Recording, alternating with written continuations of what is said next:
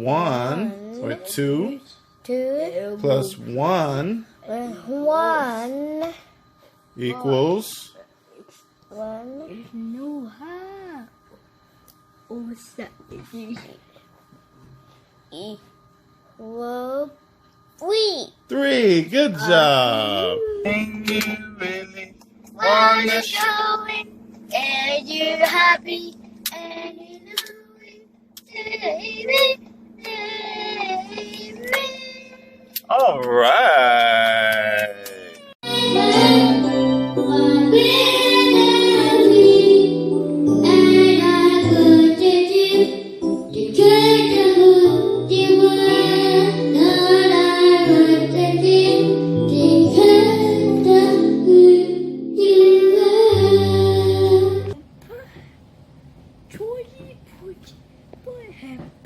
Kiss.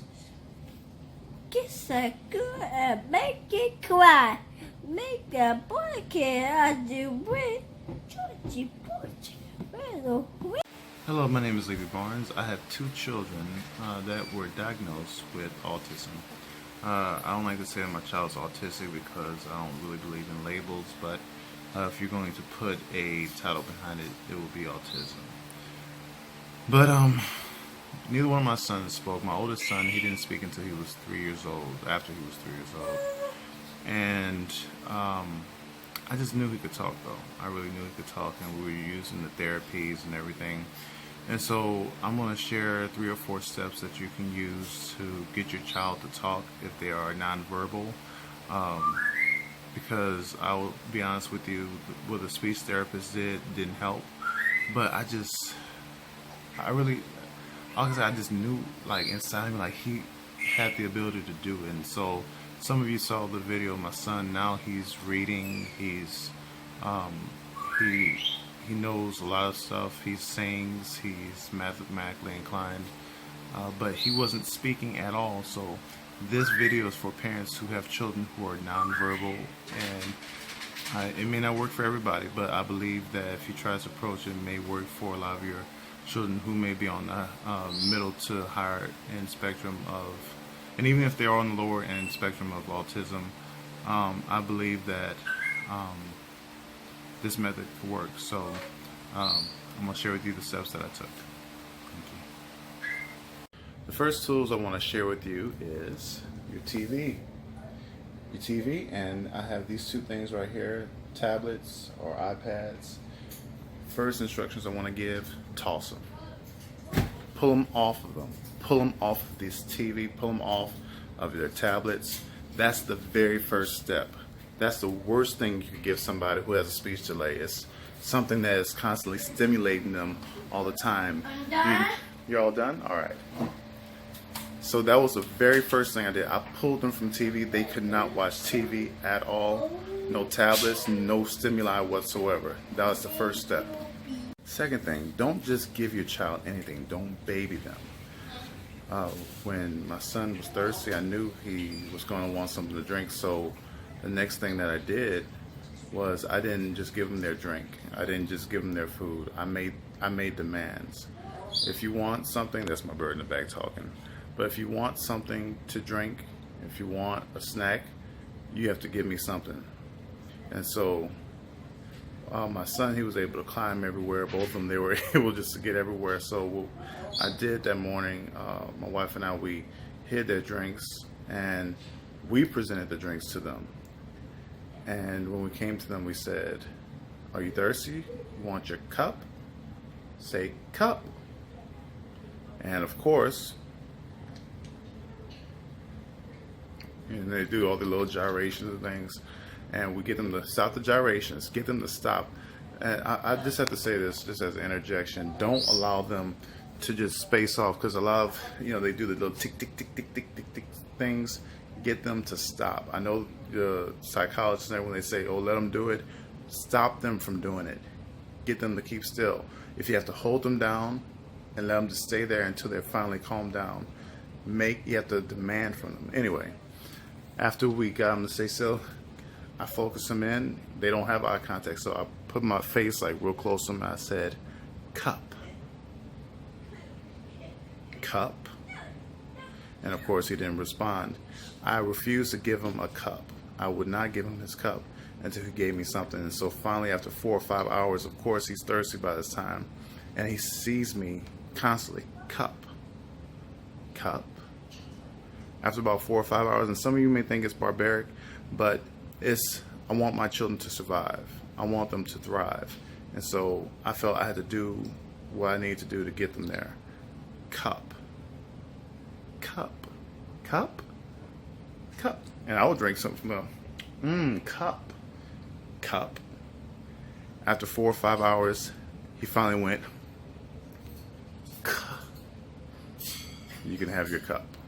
That was the very first time he said anything. He didn't say mommy, daddy, nothing. First thing was something that he needed to survive, his cup. He was thirsty. So whatever it is your child demands every day, don't just give it to them. Don't just baby them. If they want a blanket, give me something. You have to give me something in return. Blah. Anyway, it started off with cuh, and then by the end of the week it was cup. Next week I said, I added an extra word, want cup. Want cup. By that time he knew that he's not going to get his cup until he gave me something verbal. And he went, want cup? Yes. Now we're at, daddy, I want my cup, please. And that's what he does. Daddy, I want juice. And we label it, and we went from there. But this is just the initial stage. I'll come with you with videos later on, sharing how we got our children to the point where they are now. It takes a lot of work. It takes work. You're gonna have to you have to drill them with it. And don't just let them get away with anything. You have to be stern, you have to be direct. And don't give them those tablets, as I mentioned in the previous video or previous section. Cut that tablet off, cut the TV off. You need to give them one-on-one interaction constantly. You have to pound it in on them, and eventually you will get them to talk. So next thing we're going to talk about, as we said, take them off those tablets, off the TV, replace it with direct interaction. You have to interact with them constantly. They need person one-on-one interaction. Oh, and then the way? You want to read nursery rhymes? Okay. So we're going to read together tonight. And this is a book that we read often. Zachary, that's not nice. Smile. All right, anyway. Discipline too. Hands down. Okay, let's read. We're going to let Zachary read the first one. Zachary, read Humpty Dumpty. Humpty Dumpty sat on what? Humpty Dumpty. Boy. Levy.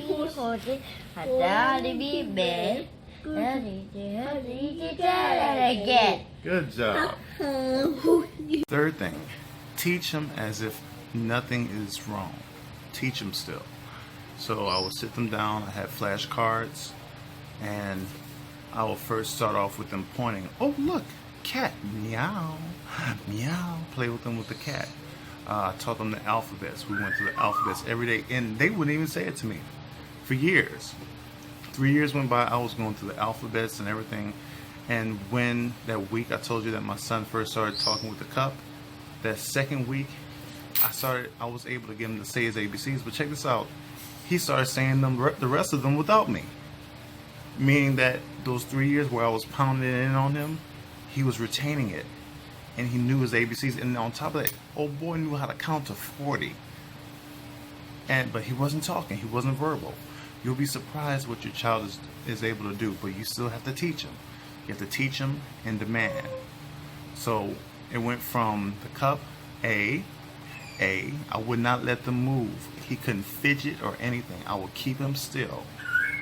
I'll keep him still until you say A, apple, B, ball. And I forced him to speak. And now he talks. He communicates. It's as if still even though he's 5 now, he speaks like on a 2 or 3 year level, because it's like he just started talking 2 or 3 years ago.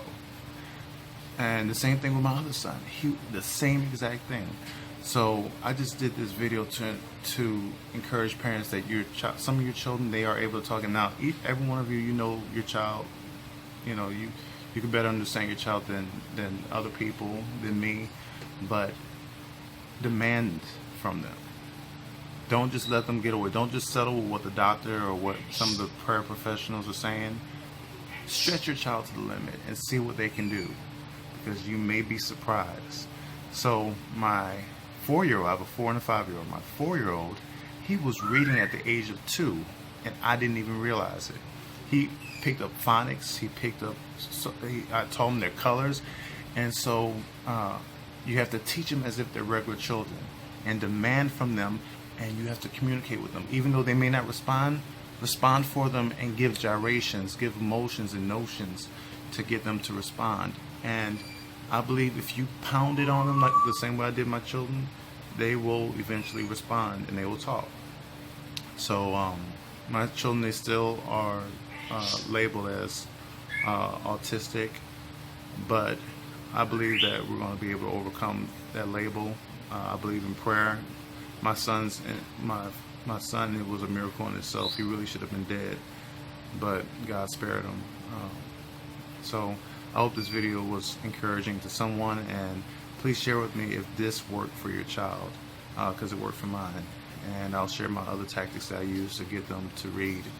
And right now, even though they're not communicating on the age level that they're supposed to be, their other abilities, they read and they have mathematical abilities on the 2nd and 3rd grade level. So see what your child is able to do. My oldest child, he was musically and mathematically inclined. My other child, he's more lyrical.